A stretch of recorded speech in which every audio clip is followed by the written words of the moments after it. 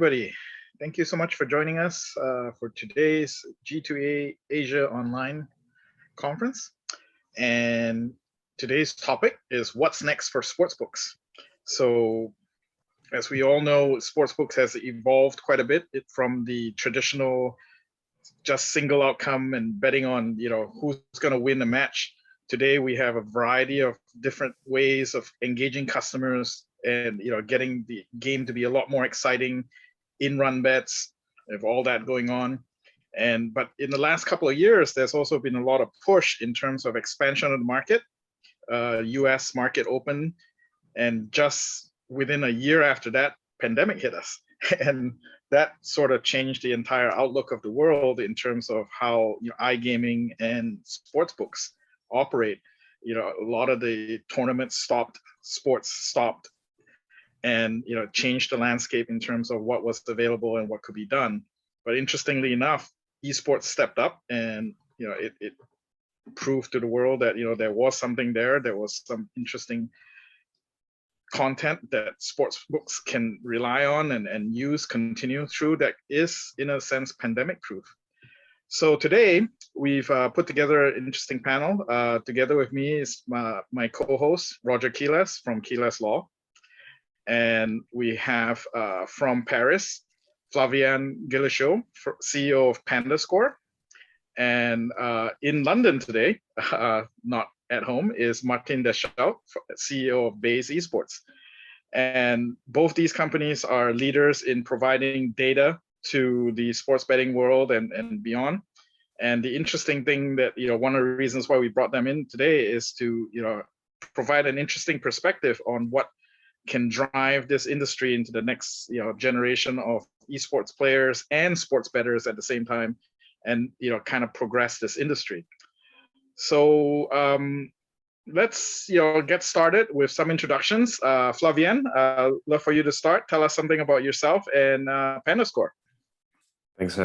Hi, I'm a tech entrepreneur. I started PandaScore 6 years ago. And since the beginning, our mission has always been to provide data to the ecosystem, to the esports ecosystem. Data is being used by many businesses, and we'll talk about Sportsbook now quite a bit, but it's essential for the product building, the fan experience. And we work as a company with different type of businesses, ranging from Sportsbook, but also media, fantasy, professional teams, tournament organizers, and so on and so forth. So we're pretty all around. And I think our approach is really relying on tech and automation and how we can provide data, collect data automatically, and then transform data into different aggregates, tools for any business to build whatever they want, whatever product experience they want. Thank you, Flavien. Martin, please introduce yourself and tell us a little bit more about what Base Esports does. Yes, sorry, I have a bit problem with my audio, but let's try it. Base Esports, we was founded 2019 as a joint venture with Sportradar, and our main business is data, providing esports data to different companies, as of the betting industry, to the media industry, for teams, and so on.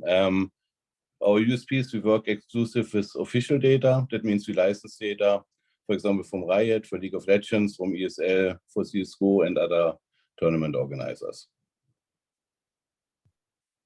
Great, thank you, Martin. So let's jump into some questions here. I think one of the first questions, as I brought up earlier in the beginning of the panel when I was introducing you guys, is why are we talking to the data side of the business, in terms of and also as well esports side of the business, to talk about the future of future of sportsbooks and sports betting. Flavien, you've got a lot of great ideas. I've talked to you before, and what do you feel? What puts you in an interesting position here to be able to see the future of sportsbooks? Yeah, I think as data supplier, we're enablers.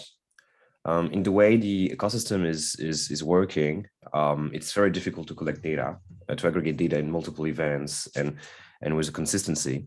So when you're a business owner that wants to build a sports book or other use cases, you need to work with suppliers. And the worst that can happen is that the supplier is telling you that we don't have the right data for you to build your product. So as data supplier, we enablers, we allow the sports book and to build whatever they want. So I think we also the one that offers the data, the markets, and at the end of the day, it's going to be the experience the fan are going to get. So I think we are seeing and we are being asked on a very regular basis to innovate, to create new data points, new aggregates that will be used at the end of the day by the sportsbook.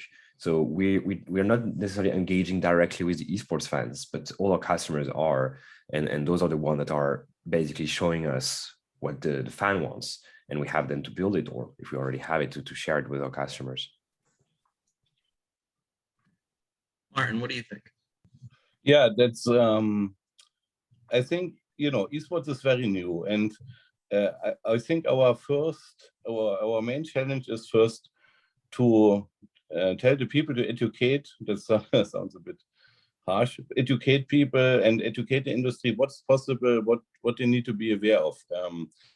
And there are a lot of differences between esports and traditional sports, organizatorically, technically, and so on.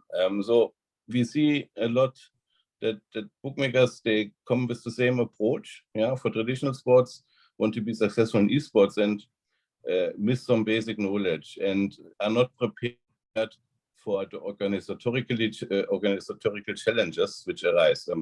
Just to give some examples, in traditional sports, if you have soccer world championship, you have between each match several days. In esports, we had this just at in Riot World Championship. If there are tiebreakers which arise, they are played immediately within 5 minutes after the match before. You need to prepare your traders. You need to get new fixture data. Also implement new fixture data, have everything lined up. Otherwise, you will just miss this important tiebreaker. Then on the other side, we need to channel back the feedback we get from the different industry, like the betting industry, to the esports tournament organizer, because esports was driven by grassroots fans. So, and they did a lot of things which are not so good in a professional environment, like changing team names within during a tournament. I mean, this is confusing for the fans, it's confusing for the traders, it's confusing for everybody. And that's, for example, we talk to both sides. We talk to the industry, what you can do, what you should be aware of, broadcast delays, etc. On the other side, you should, we talk to the esports organizers, hey, you need to be careful of that, or you cannot pre-record matches, which happened in the past, without to tell anybody, and this is a disaster for the betting industry if this happens. So we're starting to get into a bit of the sports versus esports dynamic. To focus a little bit on the sports side of things, where are sportsbooks currently with respect to their tech, with respect to their product? And by all means, we can get into the good, the bad, and the ugly on this. Yeah, maybe if I can pick up,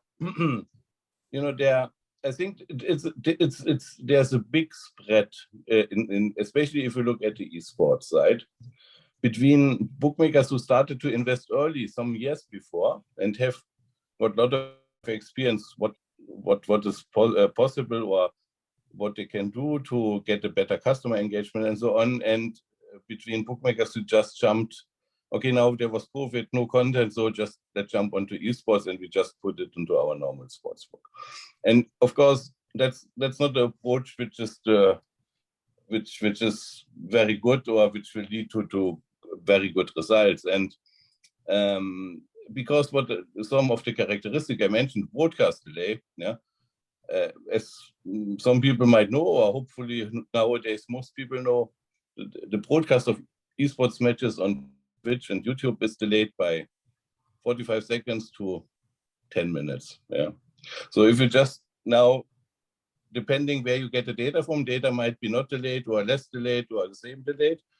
If you now get odds with fast data and have no video stream, in your sportsbook, that's very confusing for the customer because the odds do not match what he sees in Twitch. Yeah, and there are now methods or tools you can work around with that. For example, widget products, which is not a video stream, but you can see the statistics and what's going on in the match. And then your punter knows what's going on at which state the match is. And I think that's the most important, customer satisfaction. Yeah, and until now, I think there's a big, even for the good bookmakers, there's still a lot of work to do. Yeah, as I joined the betting industry, and this is not very long before, I looked through the biggest bookmaker and thought, it's more web design of what 1990s. Yeah. So I think there can be much more done to engage with customers, gamify, have a pleasant customer experience. And there are a lot of things which can be improved. What happens if the odds change while you are betting? And that's happened in esports a lot. Yeah. So still a lot of room for improvement. I think what Martin is saying is very true and very interesting. I think when you're talking about what matters is the customer and the punter and the fan satisfaction. And when we talk about the ugly, as Martin talked about and touched on the delay, I don't think it's that common knowledge at the moment that stream are delayed and you can't really bet off the stream in esports. I mean, some people knows, of course, the sharps knows, that's obvious. But the average punter probably doesn't know. The average esports fan that want to get onboarded into esports betting doesn't know, most likely. And for them, betting on the stream is going to be very harmful because of this huge delay. And Martin touched on this as it can go as big as 10 minutes. So imagine you're watching a stream, you're trying to bet on it, and actually the bookmaker knows 10 minutes in advance what has happened. Actually, the match might just be ended already, or the round has been finished. So it's very painful, very difficult. And I think it might be a problem of onboarding new people to esports.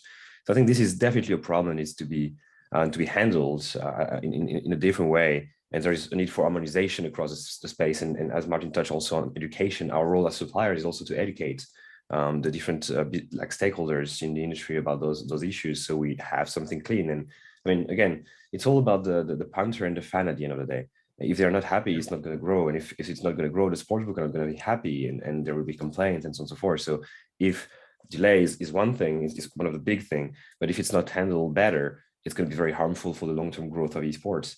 And I think on another topic, I think at the end of the day, you have to think about what's a sportsbook. What do they care? They care about customer acquisition a lot. They care about product experience. They care about performance. So if we're looking at those three different things, customer acquisition right now, there is some bookmakers that are doing amazing things.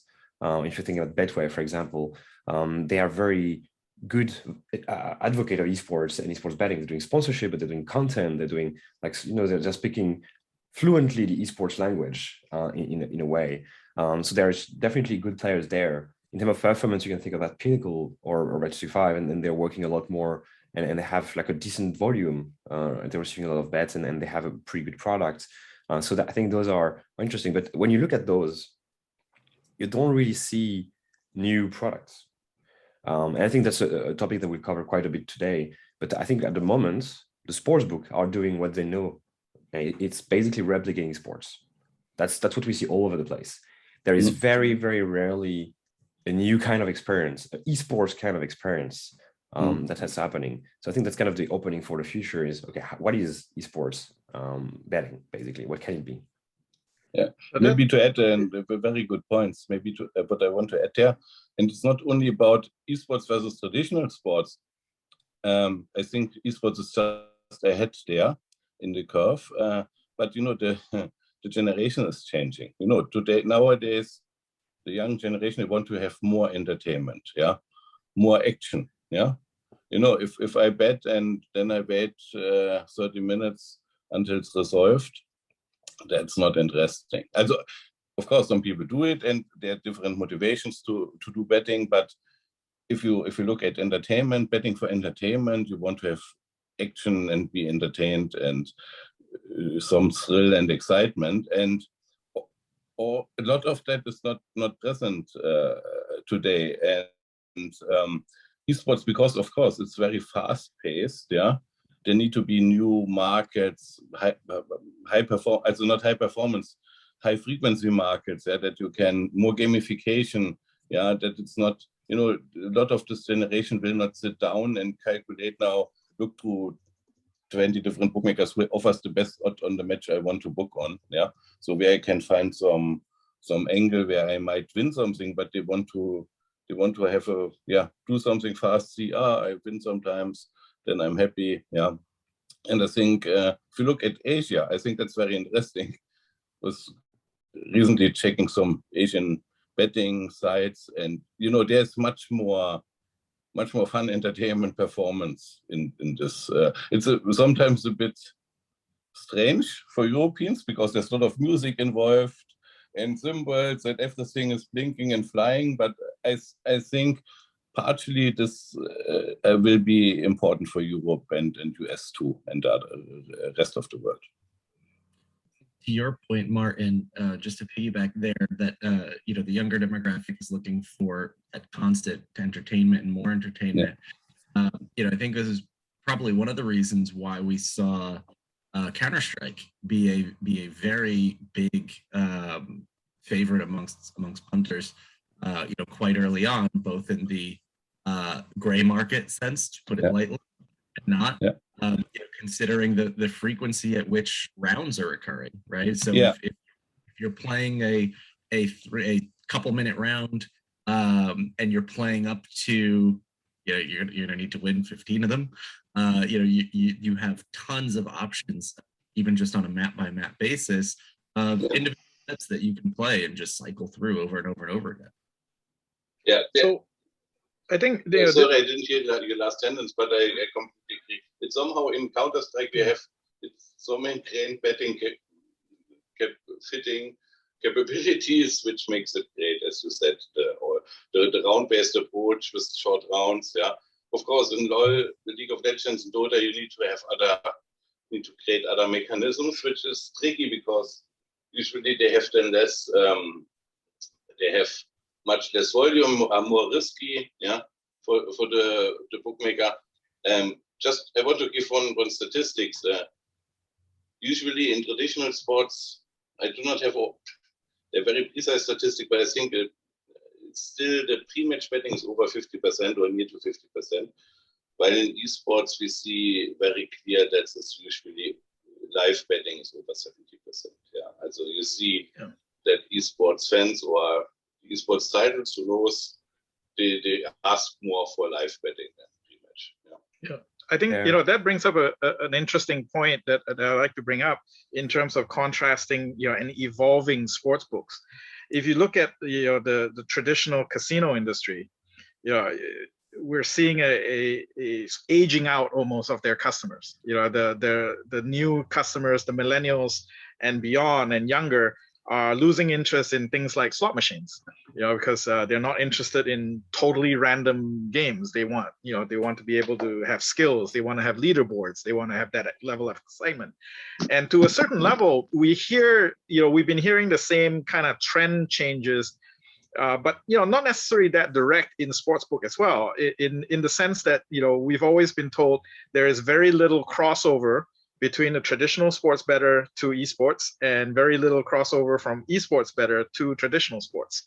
You know, and in 2020, there was no traditional sports, so everybody who wanted to bet on something had to bet on esports. So some of the traditional sports people got a taste of the excitement, the fast pace of esports versus traditional sports. What do you guys think that, you know, to a certain degree, esports is sort of going to be driving innovation in sports books, that things want to get faster because it's more exciting? You know, games are faster. There are more events you can bet on, in-run bets. There are a lot more variations that you can do in esports. The data is more readily available because, you know, the events are already digital. And if you look at how traditional sports are being covered today, even in broadcasts, I mean, they're using the same, you know, kind of tricks and stuff that we used to, that we're used to as gamers in EA, FIFA and, Madden football, all those lines and a little circle around the guy, those are stuff that we're used to playing a game. And now we're seeing that being overlaid onto analog, the actual physical humans to do that. And so I think there is, something to be said about esports betting today being, in a way, the future of sportsbook. What do you guys think, Flavian? What do you think? I completely agree, and I think it comes down to who are the esports fans. They're pretty young usually. They're very tech savvy, and I think one image that I like is usually you watch a sports match in the couch, and you watch an esports match on your computer on your desk. You have two screens. You're not just watching the game, you're also interacting with communities on Discord, or you're betting at the same time on your computer and so on. So I think the range of possibilities for esports fans is just higher, because they're used to interact with complex product also. Because esports fan is a gamer, and games are very complex objects, and you have a lot of rules to understand quickly. You have a lot of interactions. So I think when it comes down to how the esports fan behave and what they want, it's a lot about interaction. It's a lot about live. So that's kind of the experience that you want to provide to them. Whereas on the sports side of things, it's probably older demographics usually, even though they're getting a bit younger also, obviously, and depending on which sports. Some sports are more interactive, and like, for example, basketball, very live oriented also. Tennis, very live oriented, even though maybe less young demographics. But at the end of the day, yes, they are power users. I think it's what's interesting. They like to test and to use complex products, and games are basically the way for them to be told about it. I think some question on the chat. I don't know if we can catch up on them, but I think that when it comes to slot machines, and the level of interactivity that esports fan would want, I think it's not just on the complexity of the slot. It's also about the game around the game. And Martin talked about it a bit, gamification. I think it's something that is quite interesting, because when you play a game, when you play, I don't know, Call of Duty or Counter-Strike, you have the actual game. So within one map, you're scoring points. But outside of the game, you also have like an R game, which is pretty much gamification. You earn skins you can use, and you can reuse, and you can resell, and so on and so forth. Or you have like experience points that allow you to buy improvements or cosmetic things. So I think that this double game is something that the gamers are very used to, they really enjoy, and that really reinforce their will to play another game to get another item, and so on and so forth. So I think maybe slot machines, there's something to explore there on how you can gamify the overall experience. I'm not a slot machine expert, to be honest. Is there something that I see as an esports fan? I think it's a very wide question, and it touches a lot of different topics. I think from technical perspective, esports will be the front runner. And this is natural because we have access to data very easily, which are not accessible for traditional sports. Where, most sports are still scouted. So you have some people there with a mobile app which says, okay, now did he shoot on target or not? And in esports, depending which technologies you use, you have access to the server logs or whatever. You have tons of information, and information are entertainment. That's the first thing everybody needs to understand. People want to see the statistics, even maybe if they do not dig very deep into that. Yeah, but that's part of the entertainment story. The second aspect, what we need, I think, to distinguish is we have this soccer and maybe tennis and some very big sports which are very accessible to everybody. Yeah, very easy accessible, or from the viewership experience. My mom is not a sports fan and does not watch sports, but if the German national team is playing, of course she's watching and makes up her opinion who's playing better. Yeah, and so she could bet too, and get a lot of casual bettors do that in such a situation. Yeah, then for esports, that's not so easy, because to understand, you do not have, nobody who was not at least a bit playing or will not watch CSGO or League of Legends or Dota, because he would not understand anything. Sometimes I take some friends of mine to tournament, and of course for them the the atmosphere is very exciting. There's a lot of happening on the screen, but they do not understand anything what's going on. So they would not bet on that. And in the middle is a bit this simulation sports like FIFA. Yeah, and this is what we saw during COVID, during the COVID peak time, that the bookmaker was just replaced soccer with FIFA, and the FIFA thought, and they used even the same model, which is a bit questionable, yeah, but the soccer pandas, they was betting onto that. Fine, they was fine. Some sticked a bit to it because there's always content, yeah. You do not need, it's in the night and the day, so yeah, very nice. But there's a discussion: is this really traditional esports? Is a simulation sports, or is it its own category in that sense? Yeah, and then I mean the real esports. Would you bet on Taekwondo? I would not do it. I have no clue. I even do not know the rules properly. Yeah, so I think there's some differentiation needed between the really big, very easy accessible sports everybody's watching, the traditional esports, the simulation sports, and other special sports which are not for everybody too. Yeah. Yeah. So we have another question from the chat, specifically regarding integrity. Now, I'm sure you guys get this a lot. You know, there's definitely a perception that integrity issues may be more common or more significant in the digital realm or partially digital realm that is esports. Now, certainly data plays a big role in this. So I'm just wondering if you guys can speak to you know, how data or even just the role that data plays in integrity matters. I can start if you want. Yeah, always. That's a very important topic, and we take this very serious, or the industry takes this very serious.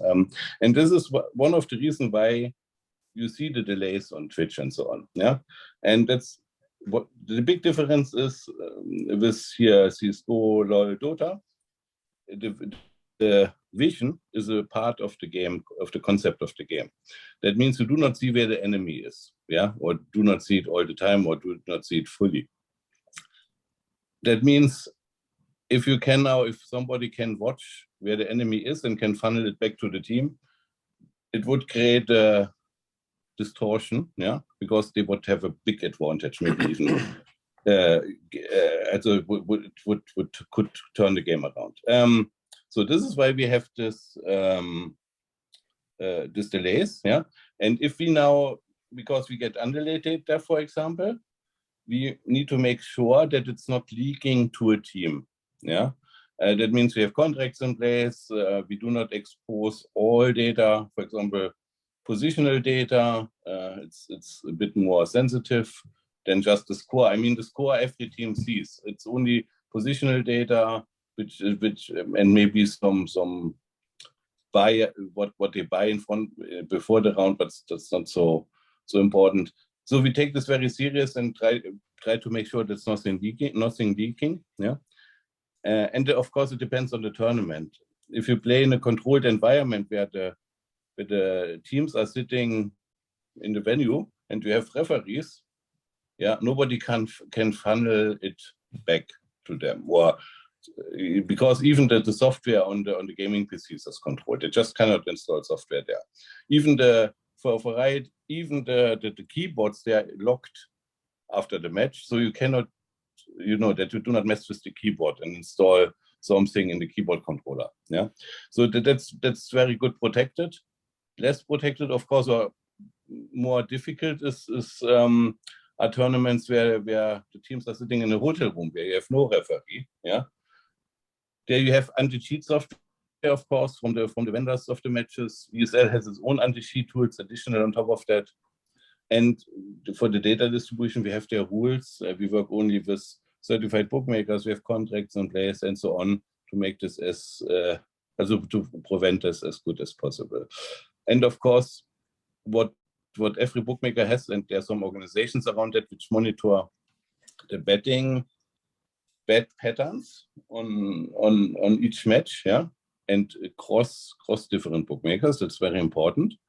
And if there's some unusual patterns, it will be investigated. And there was cases where players, coaches was caught, yeah, and even backwards. There was a very famous bug. It's in CSGO. It's the observer bug. So usually the coach of a team can join the server, but cannot move, so he cannot see where the enemy team is. But there was a bug which allowed him to see the enemy team and move around with. And this was then from the server logs retrospectively investigated, and some coaches was fined for that. Yeah. So there's a lot of investment in this area to prevent it. Yeah. And I think from Flavian, go ahead. Yeah, I just wanted to complete with the answer. I think it's clearly one of the biggest topic. And I think the sports book that we're talking to that are not very educated about esports are asking this question a lot. And that's a very, very valid question. I think my first answer is usually that esports is not more risky than sports. We hear every day like scandals in lower tier sports, in tennis, in cycling, in doping. So there is so many things that happen in sports. So it's not more risky than it is. I think it's also easier to control the environment, as Martin said, than it is in sports, because it's a virtual environment. You can control the keyboard, you can control the mouse, you can control the computer. I mean, it's pretty easy to control the environment. So I think down the road, it's most likely esports going to be safer environment for betting than sport is. Right. I think it's important to consider this. I think it's also interesting to look at what on other sports are doing. In cycling, for example, they control the bikes a lot now, a bit more random. It's not all bikes are controlled, but still, in esports, we already are controlling all the keyboards, all the computer, and so on and so forth on like significant tournaments. So we're pretty far ahead. I'm quite interested in chess in general, and I saw like in some offline competition, online competition, sorry, they had referee go at the house of a grandmaster to watch him play. I think it could be done for esports also. Like you have 5v5 in 2 hotel rooms, you bring the referee directly to the room. It's pretty. It makes a lot of sense, and that's something that's going to definitely come. So there is a lot of ways to control and to protect the environments. But at the end of the day, yes, there is issues of integrity. We've heard of many things. Martin talked about one that happened recently that was pretty elaborate and pretty weird to have happened.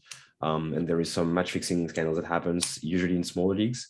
But it's when you look at the stakes in esports now, when you're winning the international of Dota 2, you're winning tens of millions of dollars. So fixing a match is very expensive, is as expensive as it is in sports already. So it's kind of like there is no reason why it would happen more than sports. And actually, in the end, what we are looking is it's not happening more than in sports. It's actually probably happening less than in sports. Yeah, I think one of the interesting things that esports has in terms of leverage that is very rarely spoken about when the question of integrity comes up is that logs are forever. Like when you talk about if you post something on the internet, it's forever. Games are that way. All these games that are played on esports have logs that are tracked. So an excellent example that I can give is, Martin talked about the spectator bug for the coaches on CSGO.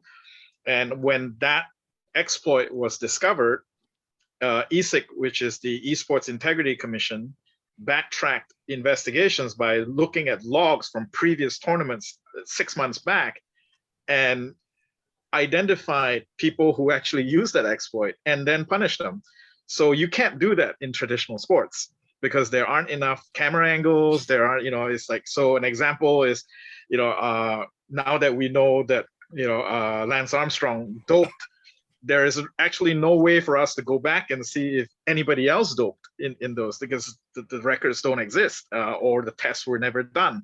If you take a situation where, for example, when with Inflategate, where the New England Patriots was accused of underinflating the football in order to give it an advantage, there is no technical way for us to go back to every game in that season of the NFL to check the pressure of the balls. You can't do that in esports. that's the interesting thing. We can actually find out down to, what model of keyboard was used, what controller was used, what mouse was used.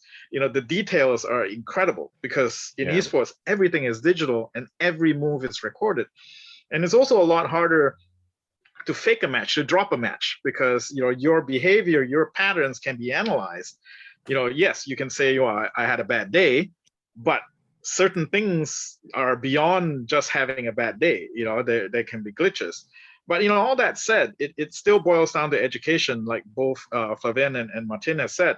If you're going to take a bet on, like a small tournament that's being held by a tournament operator that nobody's ever heard of, it's no different from taking a bet from a small football game that nobody's ever heard of, from some league nobody's ever heard of. Yeah. Bad things may happen, so you pick the right games that are following the rules, and some of those rules are as strict, if not stricter, than traditional sports. There is drug testing involved. There is, metal detectors so that players don't bring up USB keys with hacks and cheats. Their keyboards are all provided for them. They don't get to bring any equipment on the stage. The controls are actually far stricter than in traditional sports. And how many times in soccer have we seen somebody just fall because they want to accuse somebody of kicking them, right? Oh, they start rolling on the floor. Oh, I'm injured. But you can't do that in esports because it's pretty easy to tell whether you were shot or not. Yeah, just being video games is just being a video game makes it much easier to control everything. But it's also like there is rules, and you play in an environment where there is objective rules that you can't defeat. Sometimes there is bugs. It happens. Sometimes that might be an integrity risk in some ways. But if there is no bug at the moment, the game you can't just cheat the game. You can't just play around the game. You can't just try to exploit the referee angle of vision or anything. It's just an absolute video game. So that's a very good environment for competitive games and integrity. Yeah. Maybe to add, you have this in esports. You have some other, let's say, attack angles. Yeah. On the other side, there are still the traditional approaches, like you bribe a player. Yeah. So, and of course, there need to be safeguards. So we talk to every tournament organizer and recommend him to join a integrity program. For example, Sportradar or the ESIC, yeah.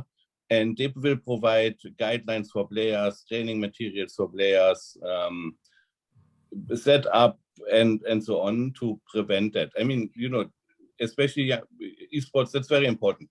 Esports players are very young often, and they need to be trained how they could be maybe targeted.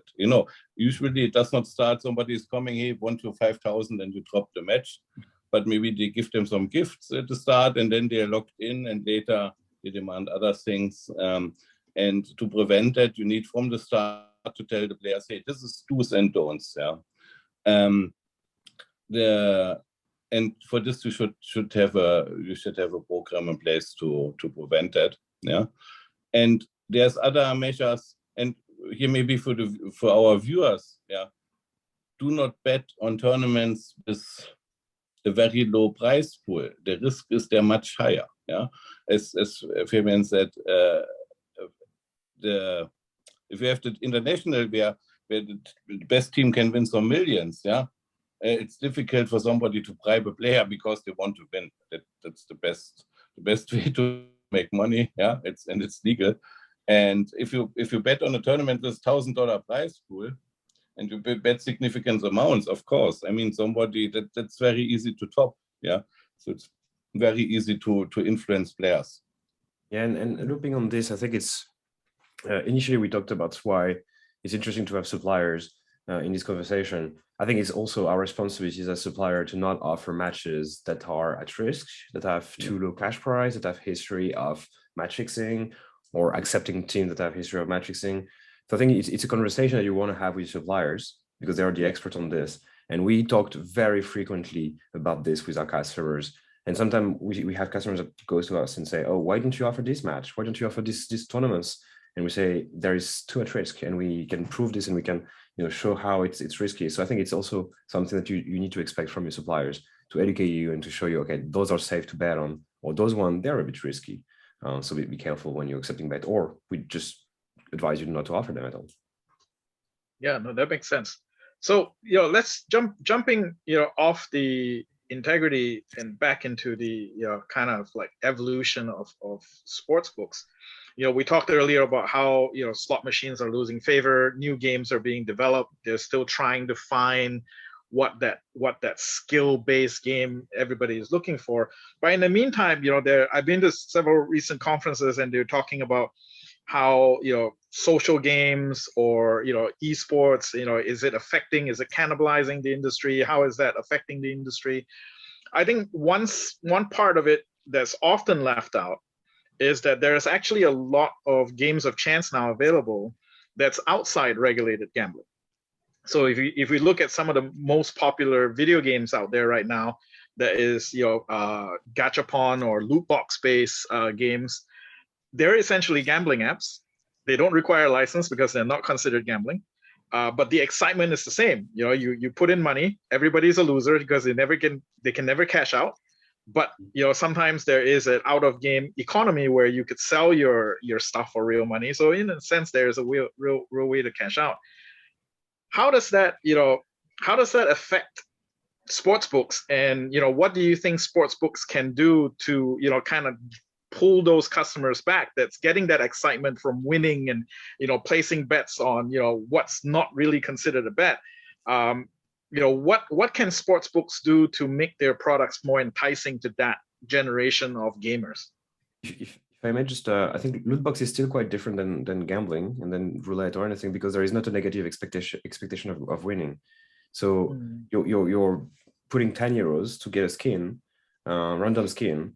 You're not losing money by design because you're not earning something back that is supposed to have a value or something like this. Whereas in casino, you have a negative expectation of like EV. So at the end of the day, you will lose money if you play a lot of games. That's by design. Loot box is not exactly the same. So I think that's a big difference for me.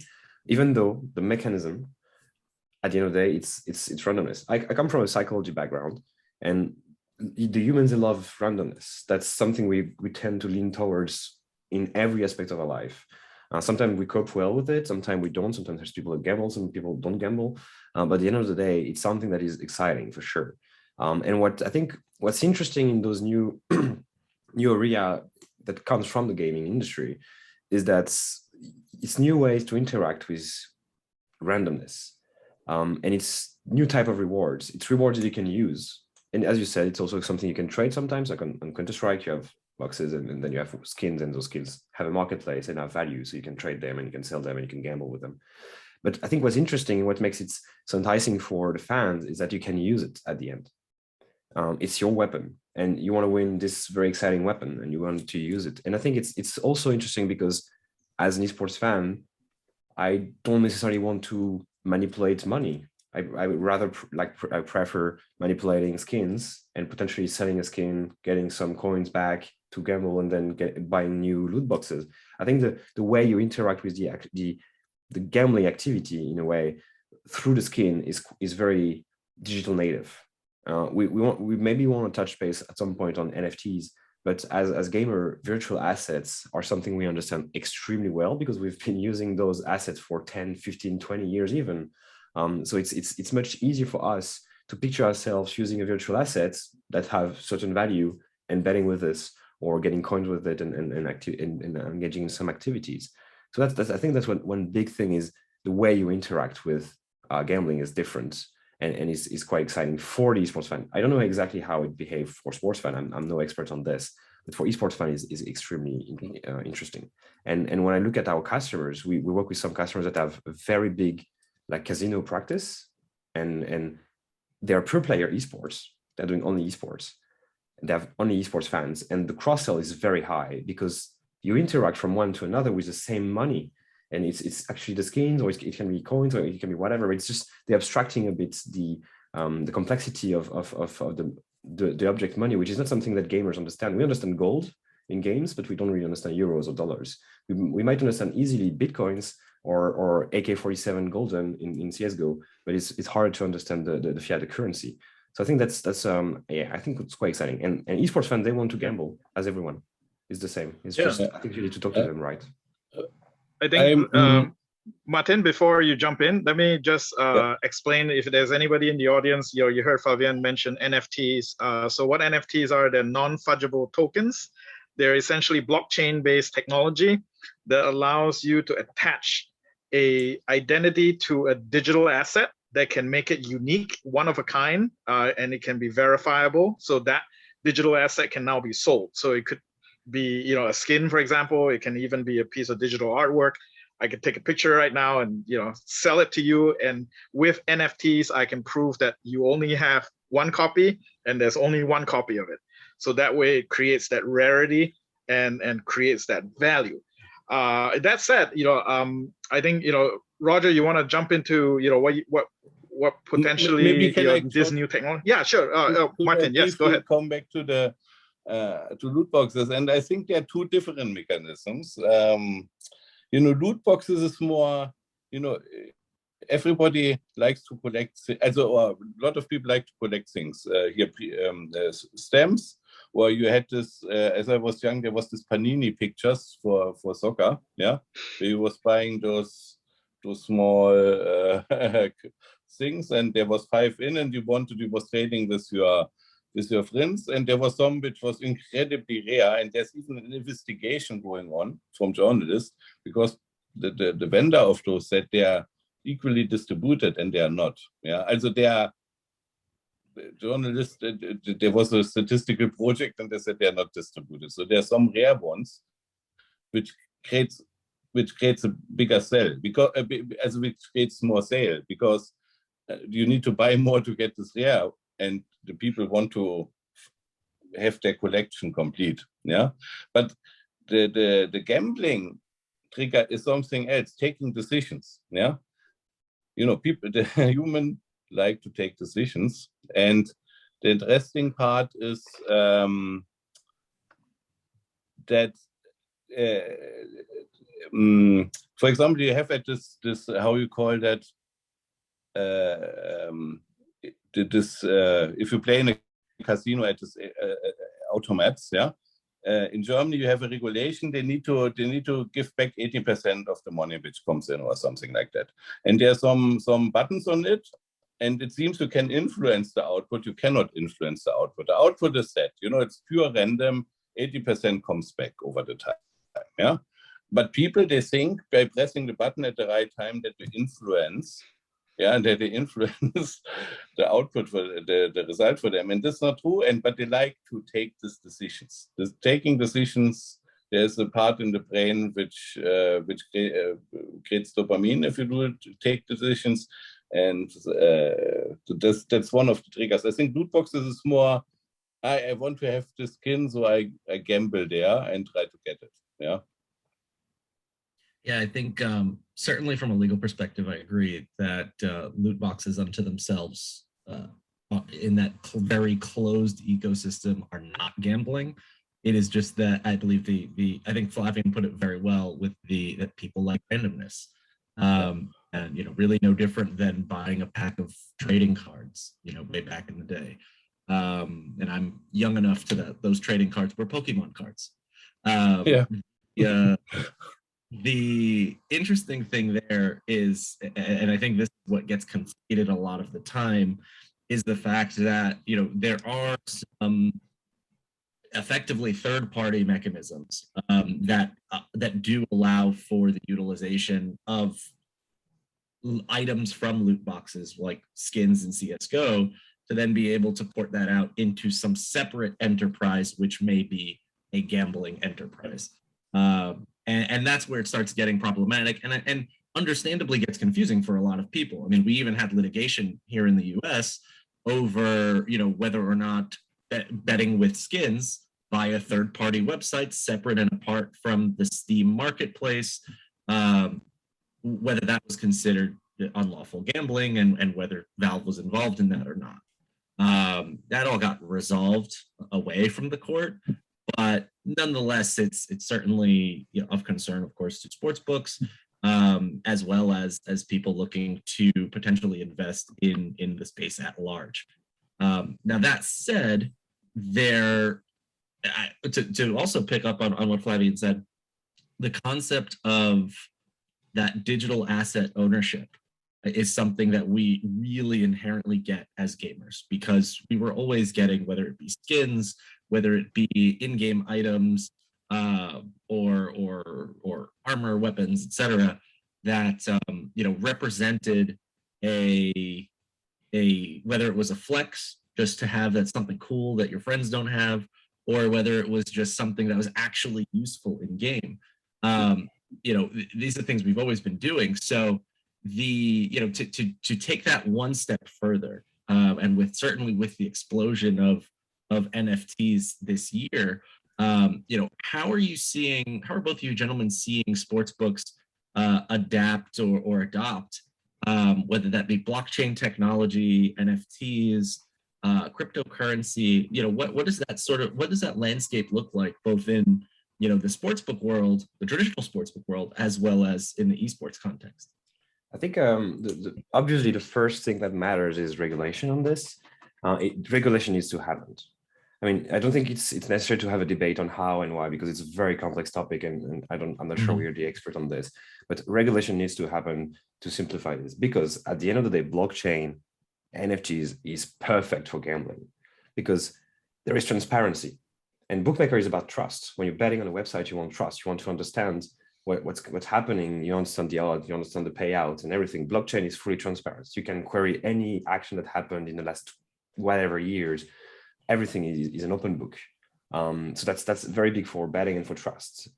Probably fairness for casino games. It's something that blockchain makes very inherent. So it's very easy. It's very interesting, I think. I think it's also, and that's where the virtual assets comes in, the NFTs. It's a very interesting object to manipulate, because it's not just money. It's also utility. You have things behind it that you can use, because blockchain is about also interoperability. So you can use from one blockchain to another. You can use from one product to another. So if you earn something in a casino game, maybe you can use it in another game, in a metaverse, or in another casino game, like websites or anything. So that's also very interesting. And I follow the scene a bit, and there is definitely companies right now that are working on how you can bet from the NFTs and create value out of it. So kind of staking the NFT and earn coins, and then bet on those, and bet on another website and so on. So it's definitely interesting. And it's more, I think you have to consider blockchain as an engine, like a tech engine that you use behind the scene to make a bookmaker safer, more transparent. And obviously there is, as I said earlier, there is regulation that needs to be sorted. But when you're looking at what's happening right now, like for example, I don't know if you've heard of SoRare. It's a French company. They raised $600 million. It's basically a fantasy platform with NFTs. So you have, like Martin said, the Panini cards, you have them. You have Ronaldo Gold, or you have Ronaldo Legendary or whatever from his best year or anything. And then you can use them in a fantasy game. And obviously you can play only with the cards you earn. And that's extremely exciting, because it becomes not just the act of betting. Fantasy is pretty much betting. It's also the act of collecting, and it's also the act of speculating. So there is a lot of activities around it, and it goes beyond the just gambling habit and gambling behavior. It's also about collecting and speculating. So that also makes it quite exciting. So it's basically mixing Panini, betting. I think it's clearly the future, and it's clearly the way to interact. When you're an esports fan, it's a very natural way to interact. As you said, we're used to have digital assets all the time. I play World of Warcraft, and because I was decent at the game, I had like a shiny shoulder pad and a helmet and a great weapon, and everyone was looking at me in the game and was like, oh, he has this weapon that very few people has, and so on and so forth. Or recently I played and I saw a guy with a very rare object, and I was like, wow, that's crazy. Like, he's probably the only one in the server to have it. So we're used to this. And I think when we figure out the regulation, we'll be able to really explore how we can build native experience from those new technologies. Yeah. So we're running low on time. So let me kind of shoot one last question to everybody before we hop into the Q&A. Is, so if you had any feature in terms of looking into the future, what's the one feature that you think is going to be a game changer for sportsbooks? Flavien, you can start, and Martin, I'll give you the last word. I'll also to be short on this one. Let Martin talk a bit, but I think it's I think micro betting is something exciting. It's a kind of a paradigm shift. You don't bet on events and you wait for the results like after the game or 10 minutes after or whatever. I think micro betting, very, very small bets that will occur in the next 30 seconds, 1 minute, and you have direct feedback. And you have small stakes. Usually you will not bet 100 euros, you might bet like 5 euros, 2 euros, but that's something that will come. I think it's something that is already being explored in sports. In esports, there are some challenges because of the data delay that we talked earlier, but still, for me, micro betting is one of the game changer that will happen very soon. Yeah, unfortunately, he took now my point. I think to this event-driven or micro betting, hey, who will win the next team fight? Yeah, which team will take Baron and so on. This is one, especially for the younger generation who needs that constant excitement and action. This is one of the things who can really attract and unlock new